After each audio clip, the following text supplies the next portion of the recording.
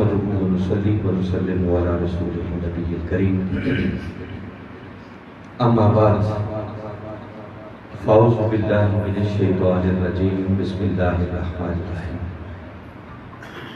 قال الله تبارك وتعالى في القرآن المجيد وَكُنْتُمْ خَيْرَ أُمَّةٍ صدق اللہ العظیم۔ قابل صد احترام صدر مجلس حضرت علامہ شہزاد الحمد مجید دامت برکاتہم العالیہ اور واجب الاحترام جناب محترم ڈاکٹر امجد حسین صاحب ناظم تحریک منہاج القرآن ضلع بھنگر اور قابل صد احترام جناب محترم ظفر اقبال طاہر صاحب ناظم تحریک منہاج القرآن آزاد کشمیر اور واجب الاحترام حضرت علامہ دلدار غوث صاحب خطیب مسجد حاضر اور قابل صد احترام جناب محترم سید محمود شاہ دامت برکاتہم العالیہ اور قابل صد احترام جناب محترم حضرت علامہ جمیل احمد ظاہر صاحب اور واجب الاحترام حضرت علامہ اخلاق احمد طاہر صاحب دیگر قابل صد احترام علماء کرام معزز مہمانان گرامی قائدین تحریک منہاج القرآن اور بالخصوص محترم عبدالقدس صدر تحریک منہاج القرآن تحصیل بنگر اور آج کی یہ عظیم الشان ذکر امام علی مقام امام حسین علیہ السلام کی اس مجلس میں حاضر جملہ حاضرین اللہ رب العزت کا لاکھ لاکھ شکر کہ جس نے اپنی توفیق خاص اور حضور نبی اکرم صلی اللہ علیہ وآلہ وسلم کے نالین مبارک کے تصدیق ہمیں آج کی اس نہایت ہی بابرکت نشست میں حاضر ہونے کی توفیق عطا اور ہم ایک ایسی ہستی کا ذکر کرنے اور سننے کے لیے جمع ہوئے ہیں کہ جن کا ذکر کرنا بھی عبادت ہے، جن کا ذکر سننا بھی عبادت ہے۔ تو ذرا چشم تصور میں لائیں کہ جن کا ذکر کرنا اور سننا عبادت ہے تو ان کے نقش قدم پر چلنا کتنی تھوڑی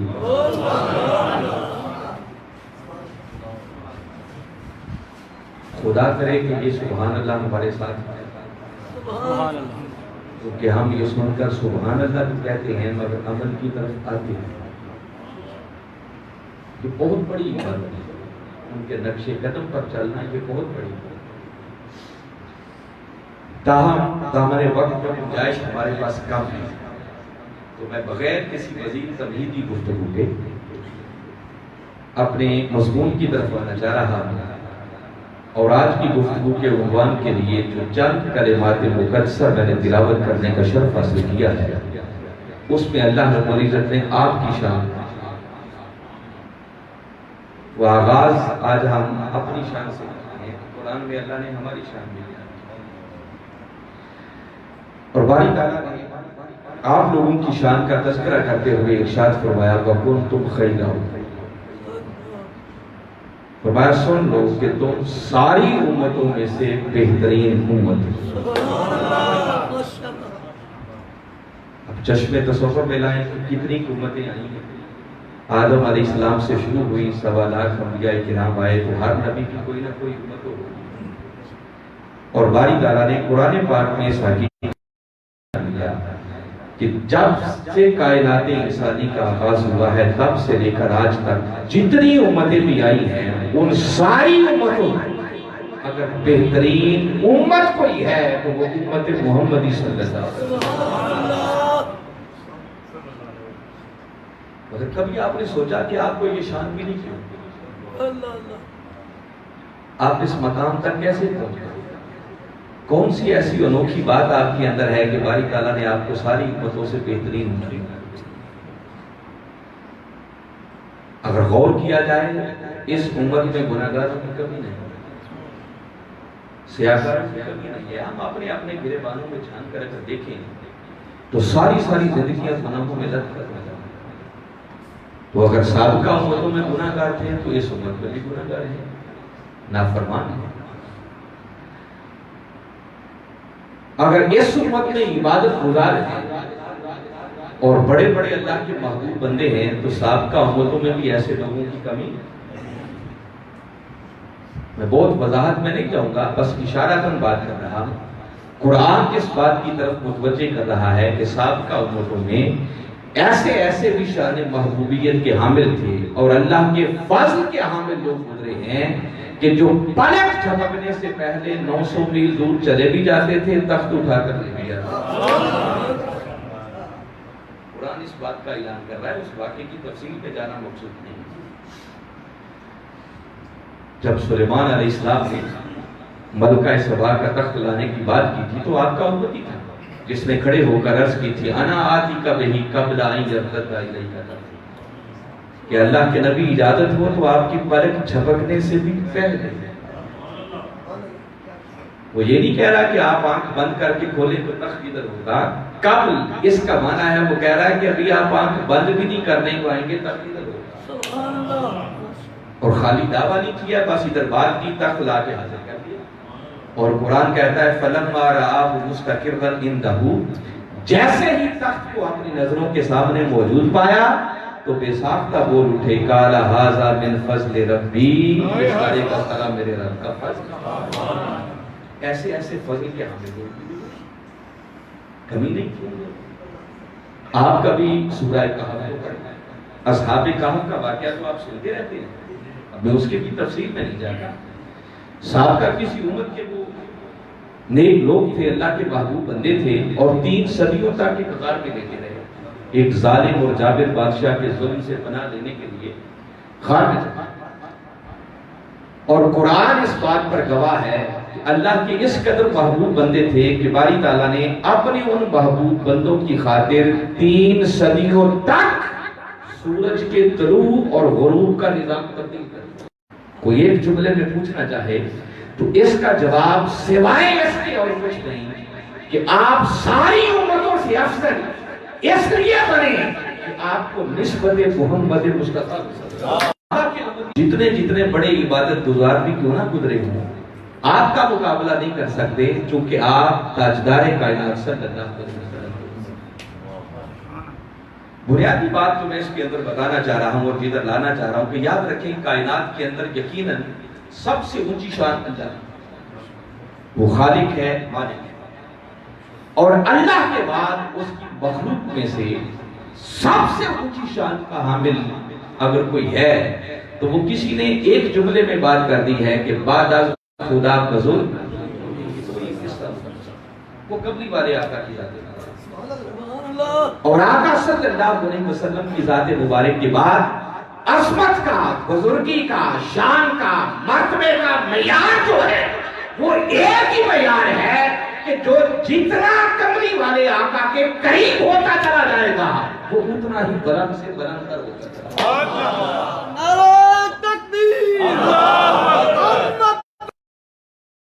ہم اپنے نبی کے دیوانے ہیں، ہم آقا کی امتی بن گئے، ساری امتوں سے افضل ہو گئے۔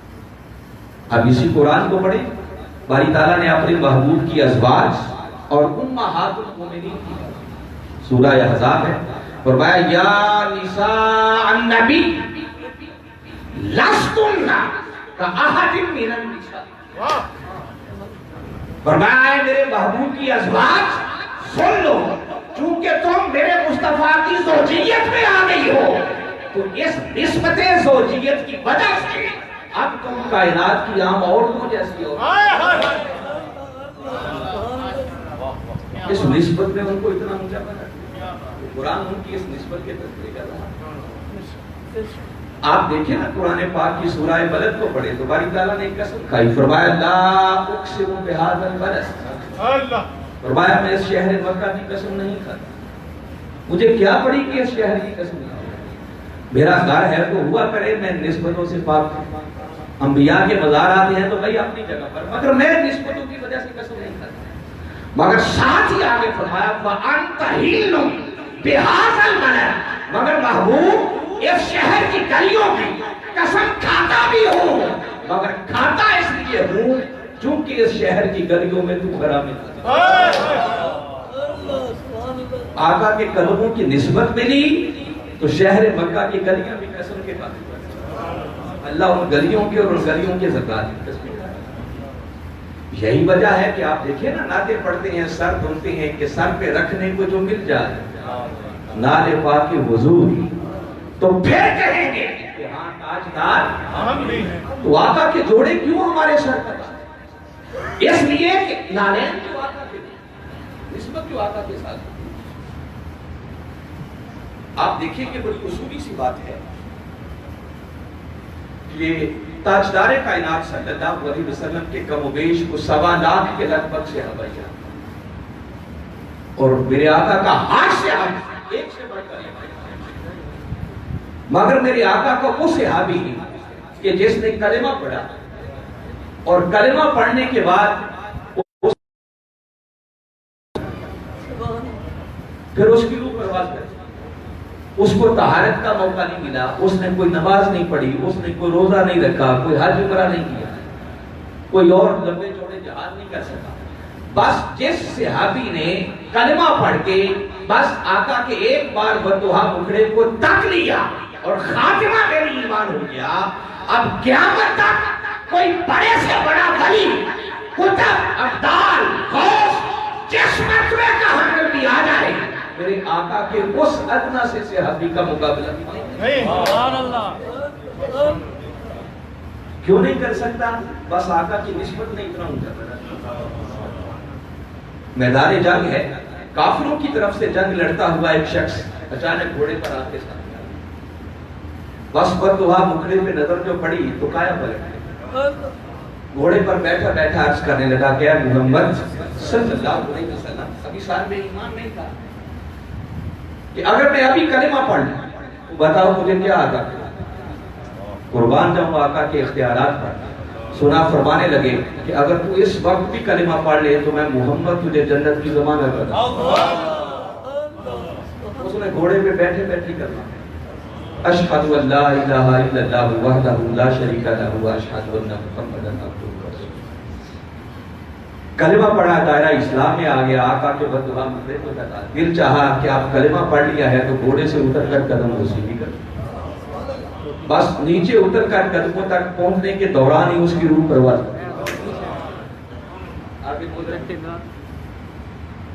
اب اس کے بعد دیکھیں اس کو طہارت کا موقع ملے گا، اس نے کوئی نماز نہیں پڑھی، کوئی روزہ نہیں رکھا ہے، کوئی حج عمرہ نہیں کیا ہے، مگر اس بات پر اجماع ہے کہ قیامت تک بڑے سے بڑا عبادت گزار بھی آ جائے تو میرے آقا کے اس صحابی کا مقابلہ نہیں۔ آقا کو ایک بار تک لینے میں بس اسے اتنا اونچا بنا۔ آپ مسجد نبوی میں جاتے ہیں، وہاں مسجد نبوی کا ایک حصہ ہے جسے ریاض الجنت ہے، روضۃ من ریاض الجنت، جنت کے باغات میں سے ایک باغ ہے۔ تو بھئی ہے تو وہ بھی زمین کا ٹکڑا، وہ جنت کا باغ کیسے بنا؟ بس اس کے سوا اور کوئی سبب نہیں ہے کہ قبری والے آقا صلی اللہ علیہ وسلم اپنے حجرہ مبارک سے نکلتے، امامت کے مصلی تک آپ نے ممبر پر تشریف لاتے، بس وہاں سے واپس جاتے، کثرت سے آپ کا چونکہ وہاں آنا جانا رہا، بس جہاں جہاں میرے آقا کے کثرت سے قدمین لگ گئے، اللہ نے زمین کے اس حصے کو بھی جنت کا باغ۔ سبحان اللہ۔ میں ایک بنیادی اصول آپ کو بتا رہا ہوں کہ عظمت کا اور فضیلت کا معیار اگر کوئی ہے تو وہ ایک ہی ہے کہ جتنا آقا کے قریب ہوتا چلا جائے گا وہ اتنا ہی بلند سے بلند ہوگا۔ اگر اتنا اصول سمجھ میں آ گیا ہو تو آج جن ہستیوں کی بات ہم کرنے لگے، ادھر آنے سے پہلے ایک جھٹکی سی بات آپ کو بتاتا ہوں، پھر سمجھ آئے گی کہ ان کی قربت کا عالم کیا ہے۔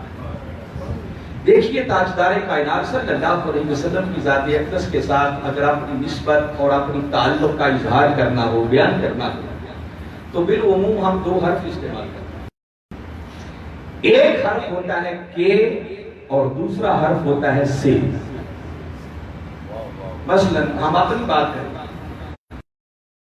کریں گے تو ہم کہیں گے حضور صلی اللہ علیہ وسلم کے امتی، ایسے کہیں گے نا، تو ہمارا تعلق کے والا ہے۔ صحابہ کرام کی بات لے لیں تو کہا جائے گا حضور کے صحابہ، ان کا تعلق بھی کے والا ہے۔ ازواج مطہرات کو لے لیں، ان کی بات ہوگی، پھر کہا ازواج، ان کا تعلق یہ والا ہے۔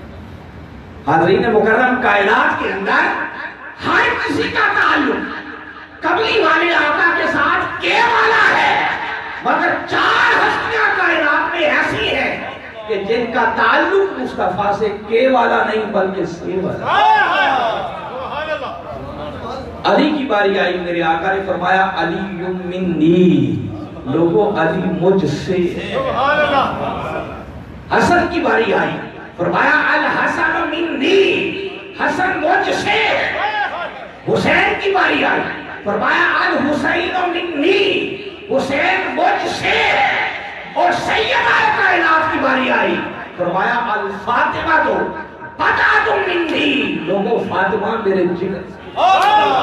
نعرہ تکبیر، اللہ اکبر، رسالت، یا رسول اللہ، حیدری، حسینیت۔ اور آپ اہل دانش بیٹھے ہیں، مجھے کوئی وضاحت کرنے کی ضرورت نہیں ہے کہ کے اور سے میں کتنا فرق ہے۔ ذرا ایک لمحے کے لیے سوچیں نا، بھئی کسی کا ہونا اور کسی سے ہونا، اس میں بڑا زمین آسمان کا فرق ہے۔ اور میرے آقا صلی اللہ علیہ وسلم نے اگر بات یہیں تک روکی ہوتی کہ علی مجھ سے ہے، حسن مجھ سے ہے، حسین مجھ سے ہے، تو یہ میرے آقا نے یہاں تک تو بات روکی نہیں، بلکہ فرمایا علی منی وانا من علی، لوگوں علی مجھ سے ہے اور میں علی سے ہوں۔ اس تعلق کو نسبت اور قربت کا ادراک نہ ہو۔ فرمایا الحسن منی وانا من الحسن، کہ حسن مجھ سے ہے اور میں حسن سے۔ الحسین منی وانا من الحسین، کہ حسین مجھ سے ہے اور میں حسین سے۔ منیت کا یہ تعلق اور یہ نسبت اگر کائنات میں ملی ہے تو صرف اور صرف انہی ہستیوں کو مل سکتی ہے۔ اور یہ صرف کے اور سے کا فلسفہ نہیں ہے، اگر دیانتداری سے غور کریں تو یہ حقیقت میں منیت والا تعلق۔ دیکھیں نا بھئی، امام علی مکان امام حسن ہیں، امام حسین ہیں، سیدہ کائنات فاطمہ الزہرا سلام اللہ علیہا ہے، کیا وہ ڈائریکٹ آقا سے نہیں؟ جو رشتہ ان کا ہے وہ کسی اور کا ہے؟ اور رہ گئی علی کی بات، تو کئی مواقع پر ایسی جب مواخات مدینہ قائم، میرے آقا ایک انصار کو اور ایک مہاجر کو کھڑا کر کے ان کو بھائی بھائی بنا رہے ہیں۔ جب سب کو بھائی بھائی بنا دیا تو مولا کائنات علی شیر خدا رضی اللہ تعالیٰ عنہ جب آپ کی بات نہ آئی تو آپ کی آنکھوں میں آنسو آئے اور عرض کرنے لگے کہ آقا آپ نے ہر کسی کو دوسرے کا بھائی بنا دیا مگر تجھے کسی کا بھی بھائی نہیں بنایا۔ میرے آقا فرمانے لگے کہ علی میں تمہیں کس کا بھائی بنا لوں؟ اللہ نے دنیا میں بھی اور آخرت میں بھی ہم دونوں کو بھائی بنا۔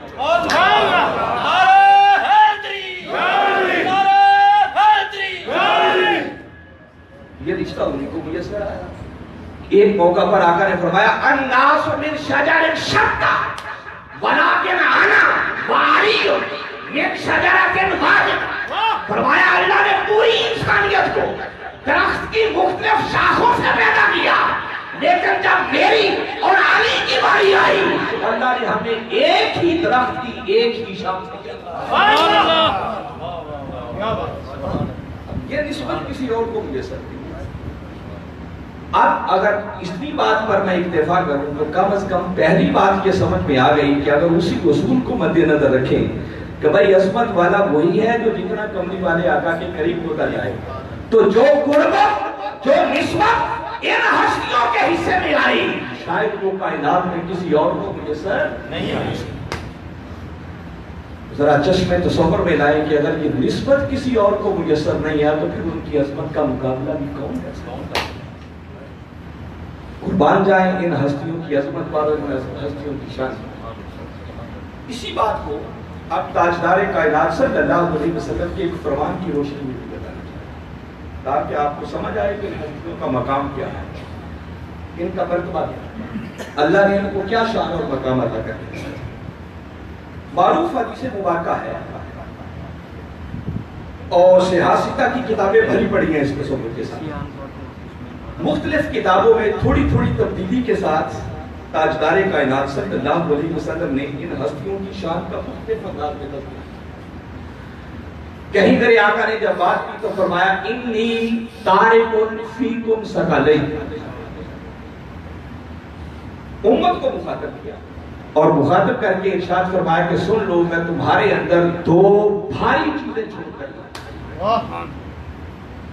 کہیں بات کی تو فرمایا انی تارکن فیکم امرین، کہیں بات کی تو فرمایا انی تارکن فیکم خلیفتین، مختلف انداز سے بات اور اتنی بات کر کے فرمایا کہ دو چیزیں جو تمہارے اندر چھوڑ کے جا رہا ہوں، یاد رکھو ما ان تمسکتم بہما لن تضلوا، فرمایا جو دو چیزیں چھوڑ کے جا رہا ہوں ان دونوں کی اہمیت کا عالم یہ ہے کہ اگر تم ہدایت کی راہ پر کامزن رہنا چاہتے ہو کہ زندگی میں گمراہی تمہارا مقدر نہ بنے، صراط مستقیم سے کہیں بھٹکنے نہ پاؤ، تو فرمایا گمراہی سے بچ صرف ہو سکتا ہے جو ان دونوں کا دامن مضبوطی سے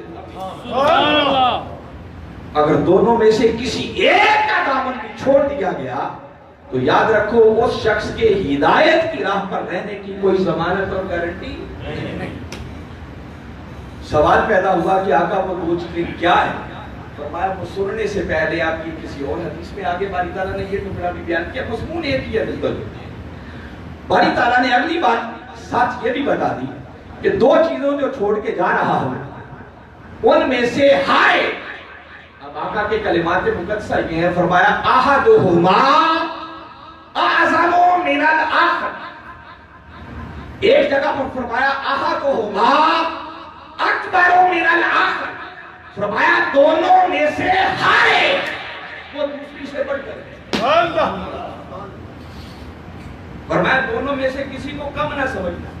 جو دو چیزیں چھوڑ کے جا رہا ہوں تو بھاری چیزیں چھوڑ کے جا رہا ہوں جن کو اپنا نائب بنا کر تمہارے اندر چھوڑ کر جا رہا ہوں، جو دو عمل چھوڑ کے تمہارے اندر جا رہا ہوں، فرمایا دونوں کی عصمت کا عالم یہ ہے کہ کسی کو بھی ہلکا نہ جان۔ اب آقا نے جب دو چیزیں بیان کی تو یقیناً ایک کا پہلے ذکر کیا، دوسری کا ایک طریقہ بیان کرنے کا یہ تھا کہ آقا یوں فرما دیتے کہ دونوں میں سے پہلی بعد والی سے زیادہ افضل ہے۔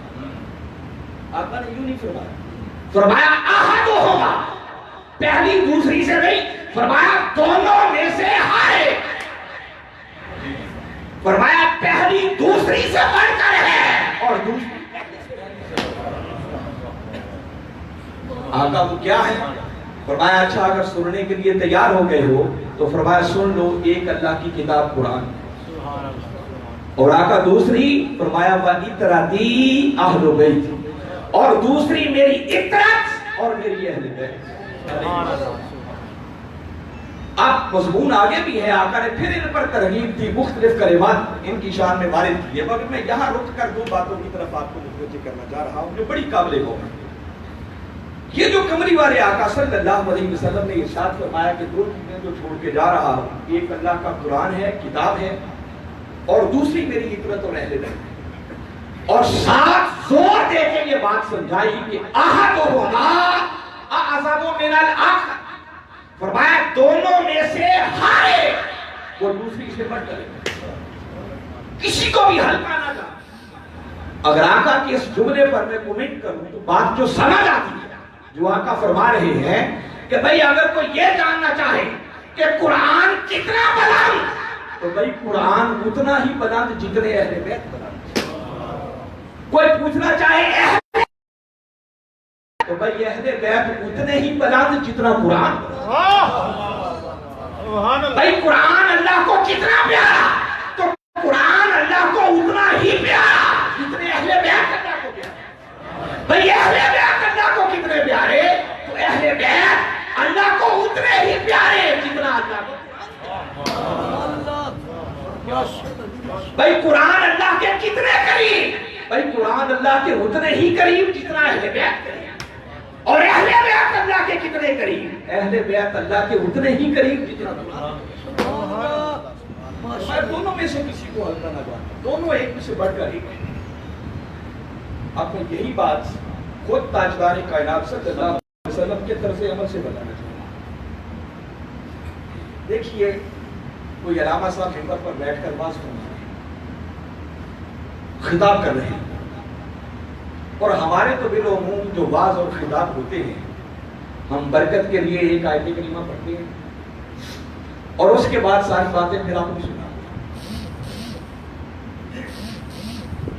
بھلے سے کوئی علامہ صاحب ممبر رسول پر بیٹھ کر کسی کہانی سنا رہے ہیں اور سامنے ان کا کوئی بڑا لاڈلا سا پیارا سا لخت جگر آ جائے اور وہ گرنے لگے، تو شریعت کیا کہتی ہے کہ کیا ممبر رسول کا حیا کرتے ہوئے وہ اپنے بیان کو جاری رکھیں یا پہلے گرتے ہوئے بیٹے کو اٹھائیں؟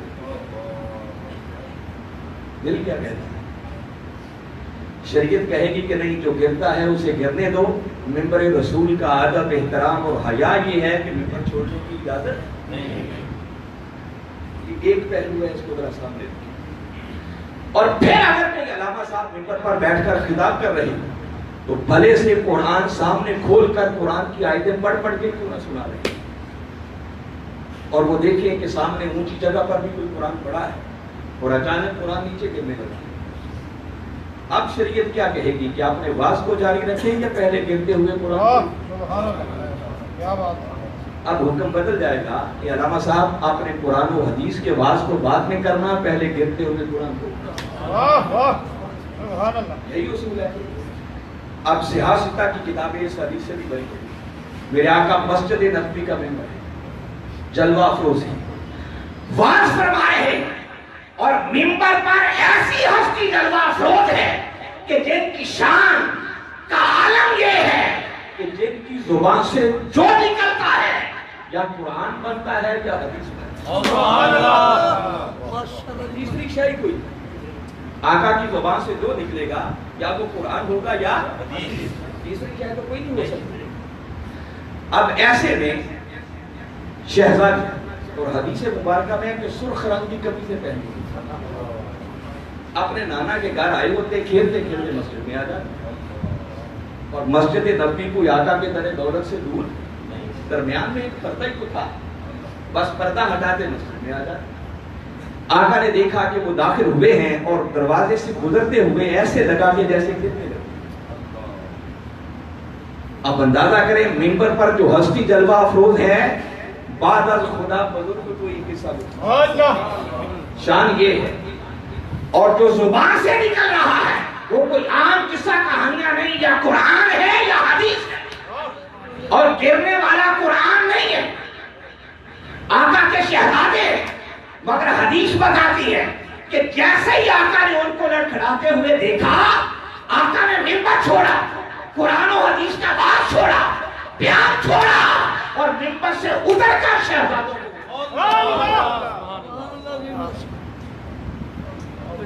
آقا اپنے طرز عمل سے سمجھانا چاہ رہے ہیں کہ یہ تو میں فرما رہا ہوں، احدہما اعظم من الآخر، کہ یاد رکھو دونوں میں سے کسی کو بھی ہلکا نہ جاننا، دونوں ایک دوسرے سے بڑھ چکے۔ اب اس کے بعد کیا ہوا؟ آقا نے شہزادوں کو لیا ممبر پر جلوہ افروز ساتھ لے لیا، اور ساتھ لے کر اب کمری والے آقا صلی اللہ علیہ وسلم نے پہلے جو بیان بھی جاری تھا اسے چھوڑ دیا، اور اس بیان کے بعد جو اگلا خطبہ آپ نے جاری فرمایا وہ سارا خطبہ ہی ان شہزادوں پر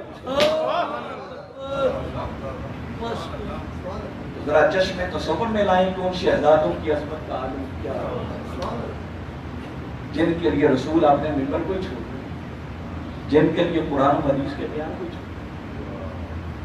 تو میں صرف ان کی عظمت کا ایک جھلک آپ کو کروانا چاہ رہا ہوں، اور پھر یاد رکھیں یہ عظمت، اس کو میرے آقا جو امت کو کبھی سنا رہے ہیں کبھی دکھا رہے ہیں، یہ وہ شہزادے ہیں حسنین کریمین علیہ السلام کہ آپ نے یہ روایات کئی مرتبہ سنی، ان کی تفصیلات میں گئے بغیر بس ایک ایک بات ان میں سے آپ کو سنانا چاہتا ہوں کہ ایک آدھ بار کا واقعہ نہیں ہے، کئی بار ایسا ہو کہ میرے آقا شہزادوں کو کندھوں پر بٹھا لیتے، اور بٹھا کر مدینہ کی گلیوں میں نکلا.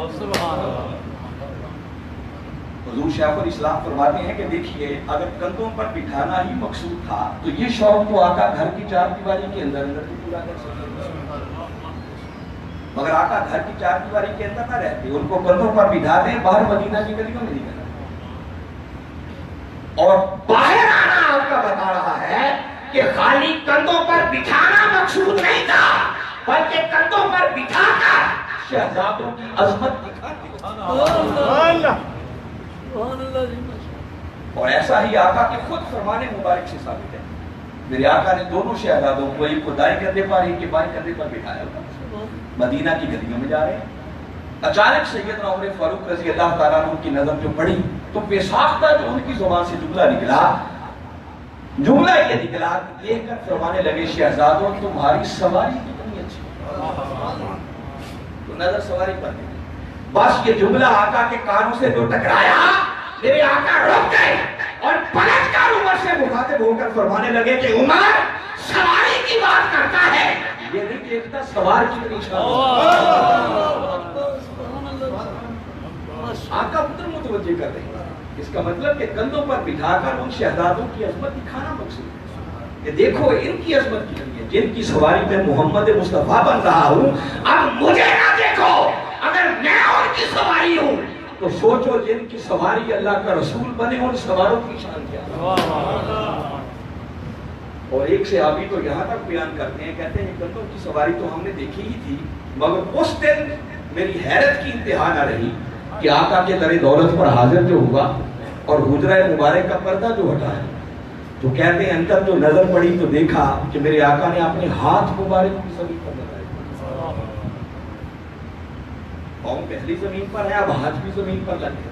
ذرا سوچیں کیا منظر بنا. اور اس منظر میں آقا دونوں شہزادوں کو پشت پر بٹھا کر کمرے کے چکر لگا. ٹھیک ہے وہ نانا تھے، وہ نواسے تھے، محبت ہوگی. دیکھیں نا اللہ نے آپ کو بھی نواسے دیے ہوں گے، پوتے دیے ہوں گے، بیٹے دیے ہوں گے.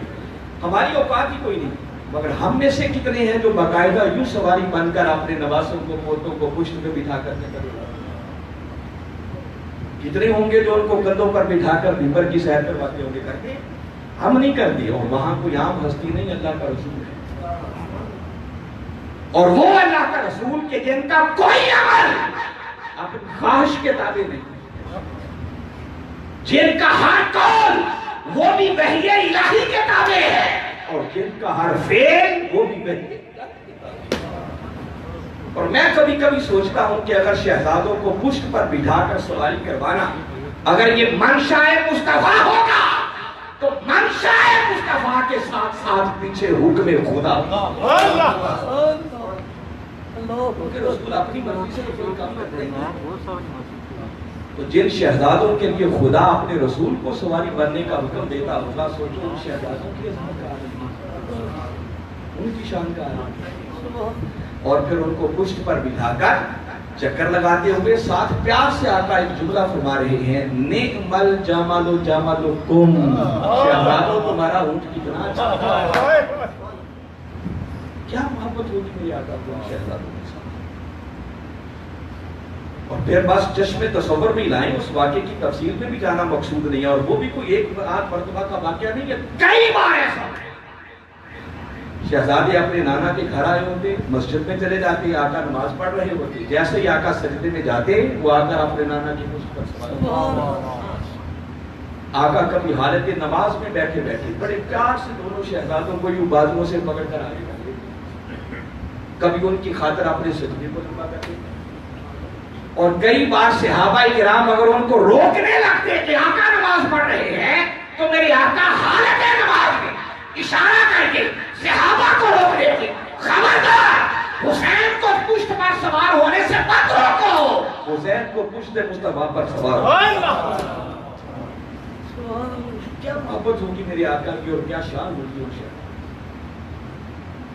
اور پھر میرے آقا کا اسی حدیث مبارکہ کا بار بار اس میں فرمانا کہ میں اپنی اہل بیت کے بارے میں تمہیں اللہ کی یاد دلاتا ہوں. وَذَكِّرُكُمُ اللَّهَ فِي أَهْلِ بَيْتِهِ. 3 مرتبہ آقا نے یہ جملہ دہرایا. उज़क्किरुकुम अल्लाह फी अहली बैत उज़क्किरुकुम अल्लाह फी अहली बैत मैं तुम्हें अपनी अहले बैत की बाबत अल्लाह की याद दिलाता हूं। क्या मतलब? आका फरमाना चाह रहे हैं कि खबरदार मेरी अहले बैत की शान में कोई गुस्ताखी ना कर बैठ, कोई बेअदबी ना कर बैठना। अल्लाह की याद इसलिए दिलाता हूं कि जो मेरी अहले बैत की शान में कोई बेअदबी करेगा वो कभी खुदा की गिरफ्त से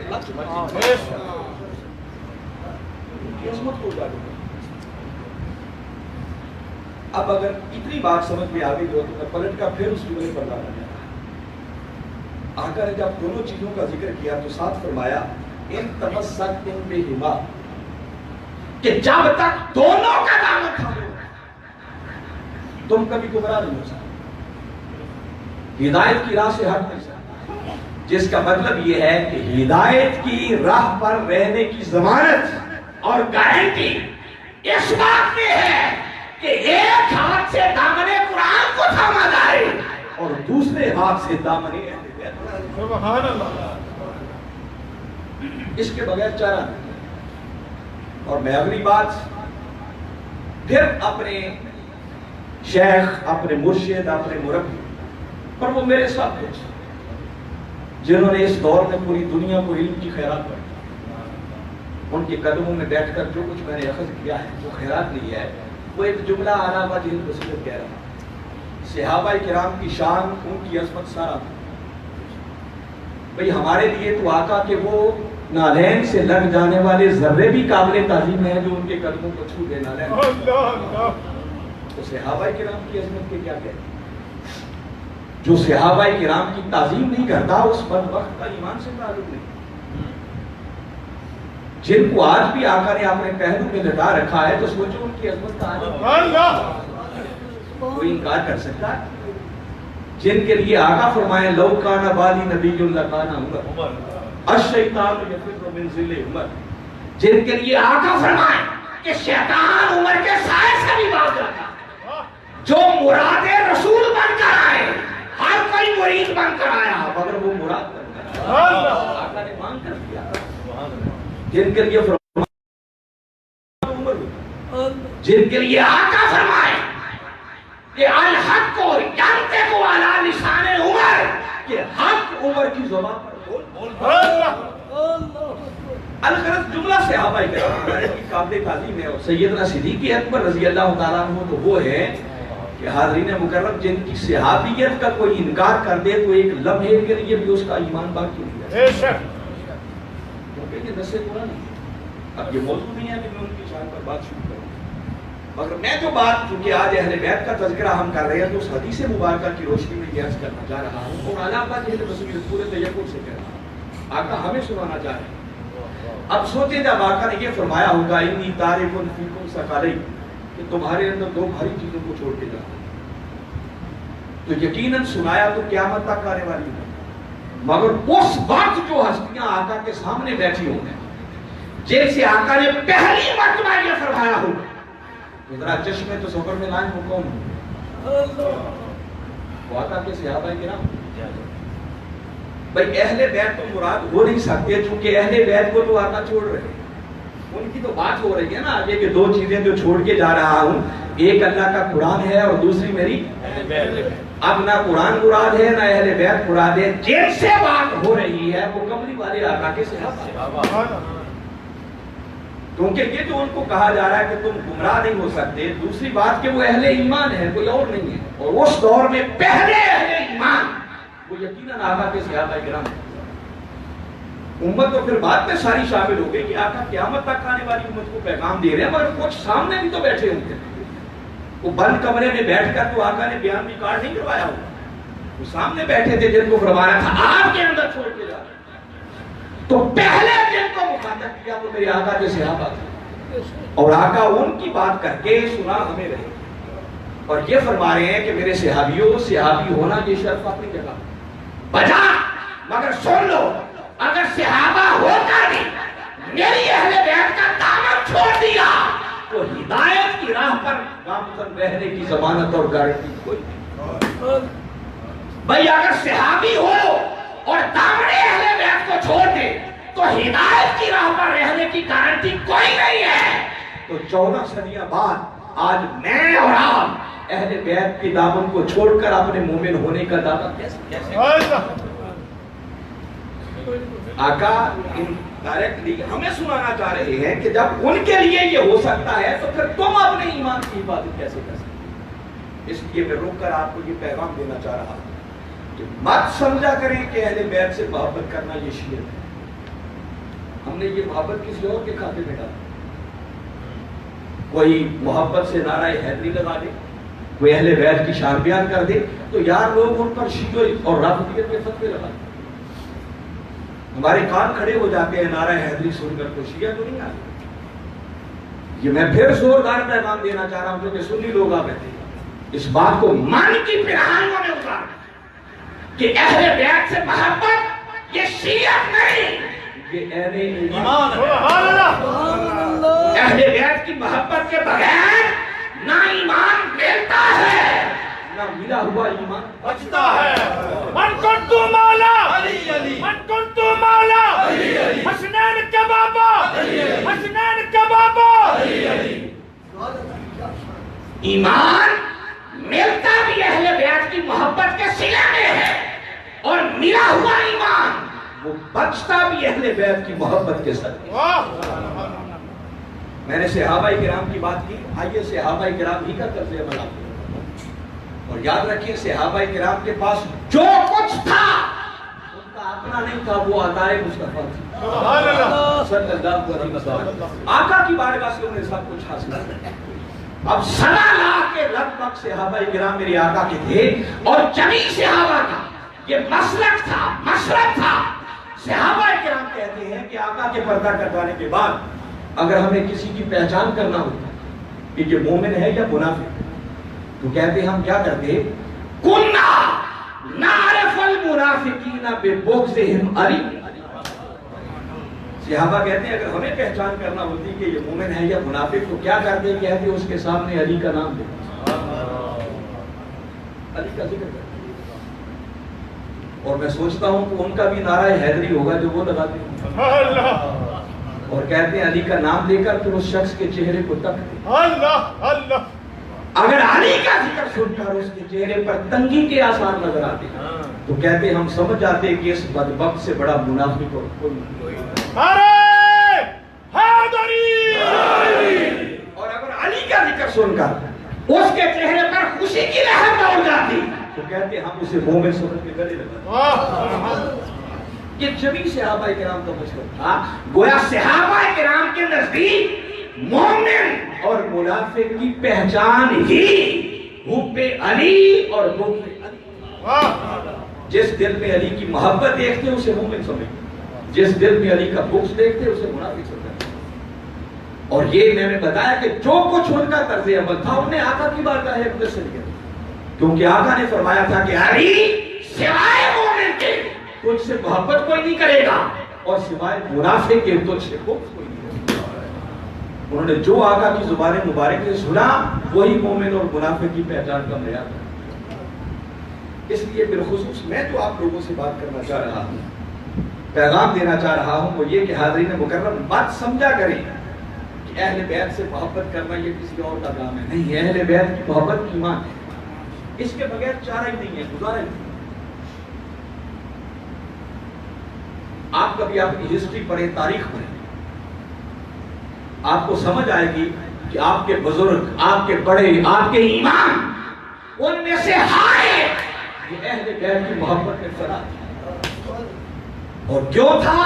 اس لیے کہ کوئی بڑا بن ہی نہیں سکتا جب تک کہ وہ پہلے خود کو اہل بیت کے ادب میں مٹا دے۔ کوئی امام بن ہی نہیں سکتا جب تک کہ وہ پہلے خود کو اہل بیت کی غلامی میں فنا نہیں کرتا۔ پوری ہسٹری کو پڑھ لیں، کیا امام اعظم ابو حنیفہ رضی اللہ عنہ وہ تو شہید ہی اہل بیت کی محبت میں۔